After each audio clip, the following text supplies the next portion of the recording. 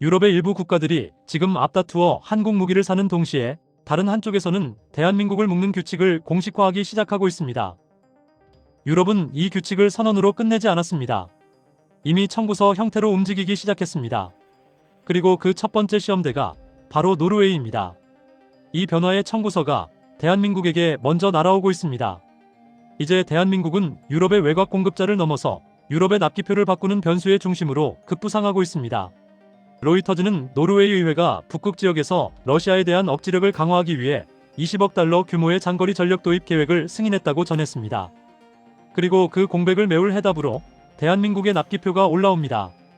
이 신호는 유럽의 공포가 바이 유러피언의 구호를 넘어섰다는 뜻입니다. 이제 공포는 원산지가 아니라 납기표로 계산되고 있습니다. 이것은 이미 대한민국을 두고 유럽 내부에서 이해관계가 갈라지기 시작했다는 현상입니다. 즉, 유럽은 하나의 시장이 아니라 전선과 후방이 갈라진 계산표가 됐습니다.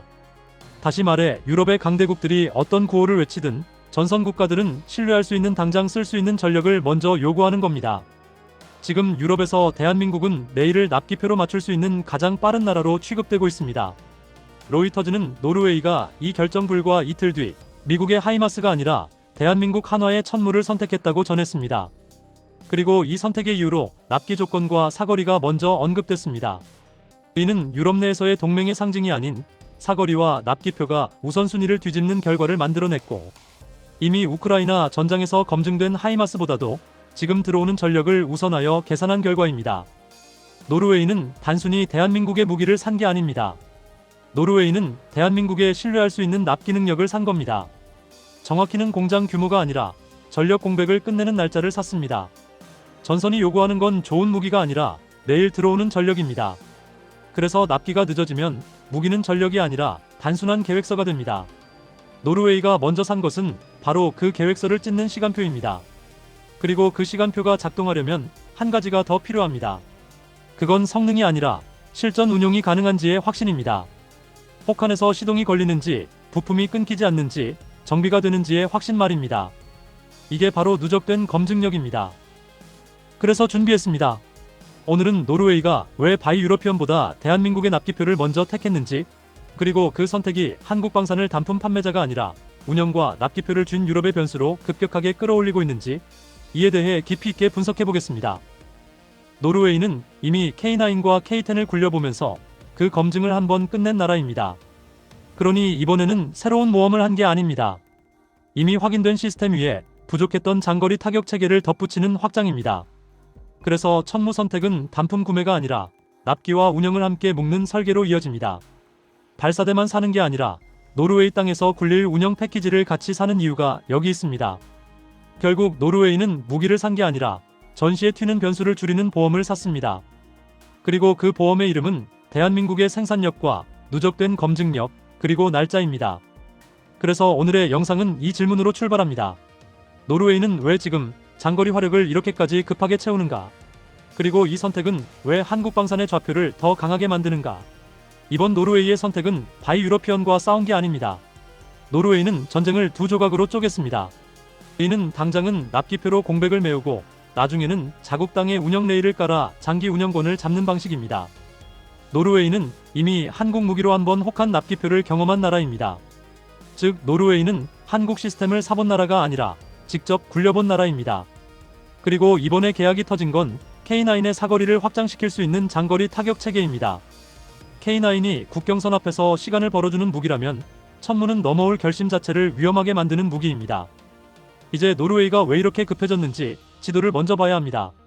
첫째는 지리입니다. 노르웨이는 러시아와 국경을 맞댄 나토 최전선 국가입니다. 특히 북쪽은 고요한 바다가 아니라 러시아 해군과 잠수함 활동이 겹치는 구간으로 인식됩니다. 그리고 합법 육로 통과 지점이 단 한 곳이라는 좁은 문이라는 사실이 모든 전략을 단순하게 만듭니다. 이에 따라 한 곳에 감시와 규정과 대응이 집중될 수밖에 없습니다.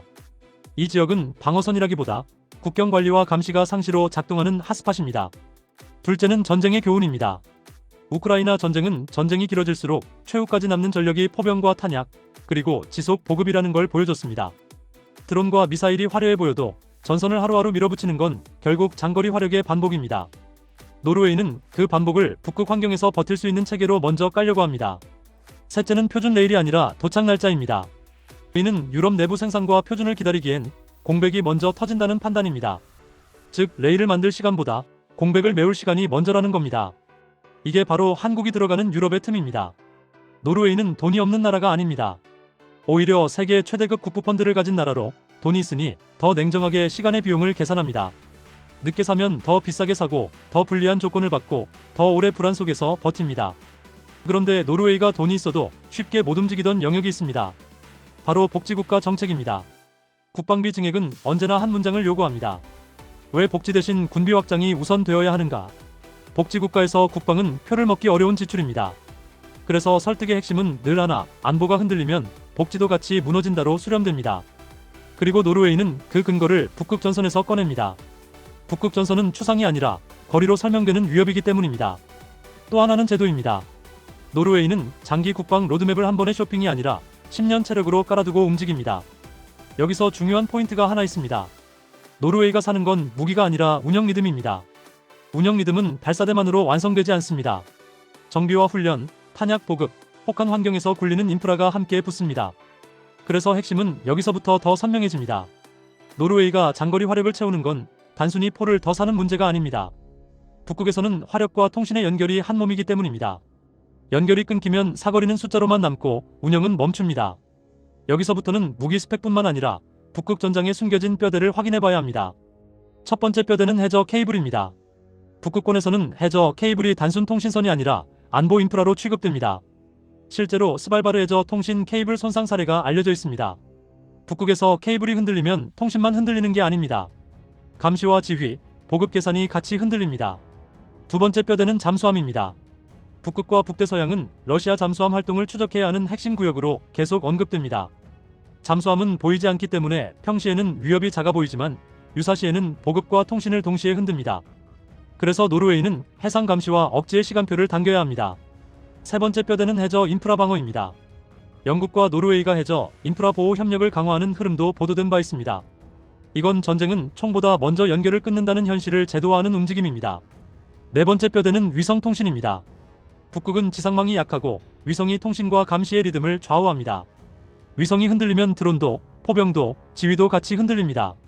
그래서 노르웨이가 장거리 화력을 채우는 건 연결이 유지되는 상태에서의 장거리 운영을 깔아두는 겁니다. 이 지점에서 바이 유로피언은 무기 원산지 구호가 아니라 운영권 구호로 바뀝니다. 즉, 누가 표준을 만들고 누가 인증을 쥐고 누가 업데이트를 통제하느냐의 싸움입니다. 하지만 노르웨이는 그 싸움의 결론이 나오기 전에 내일 쓸 전력을 먼저 확보해야 했습니다. 그래서 오늘의 노르웨이의 선택은 유럽을 배신한 게 아닙니다. 다시 말해 유럽 레일을 버린 게 아니라 레일이 완성될 때까지의 공백을 한국 납기표로 메운 겁니다. 노르웨이는 지금은 납기표, 나중은 레일을 선택했습니다. 이제 한국의 위치가 달라집니다. 한국은 단품을 파는 판매자가 아니라 전선의 시간표를 바꾸는 변수로 들어옵니다. 즉 대한민국은 무기가 아니라 시간을 수출하는 나라가 됩니다. 하지만 이건 기회만이 아니라 부담도 함께 옵니다. 운영 패키지를 팔기 시작하면 조건이 붙기 때문입니다. 정비 인력, 훈련 체계, 부품 공급망, 현지 인프라 계약은 어느 순간부터 물건이 아니라 체계가 됩니다. 그리고 바로 이 지점에서 유럽의 바이 유로피언은 다른 얼굴을 드러냅니다. 구호는 원산지지만 본질은 운영권입니다. 표준을 누가 주느냐, 인증을 누가 관리하느냐, 업데이트를 누가 통제하느냐. 그 싸움이 시작됩니다. 문턱은 올라가지만 공백은 사라지지 않습니다. 그 공백을 메울 시간표가 필요한 나라들은 결국 한국을 다시 봅니다. 이제 대한민국의 선택이 남습니다. 이는 단순한 자존심의 문제가 아닌 대한민국의 미래 좌표의 문제입니다. 한국은 유럽의 문턱을 통과하려고 쫓아가는 입장이 아닙니다. 대한민국은 공백이 있는 곳에 시간을 공급하는 입장입니다. 그리고 시간이 부족한 이들에겐 협상의 구간은 분명히 바뀌고 있습니다. 여러분은 이 영상을 어떻게 보셨나요? 이 영상이 여러분의 생각에 조금이라도 도움이 되셨다면 구독과 좋아요로 함께 해주세요. 여러분의 의견 댓글로 남겨주세요. 끝까지 시청해주셔서 감사합니다. 다시 뵙겠습니다. 이상 데일리 미니스토리였습니다. 감사합니다.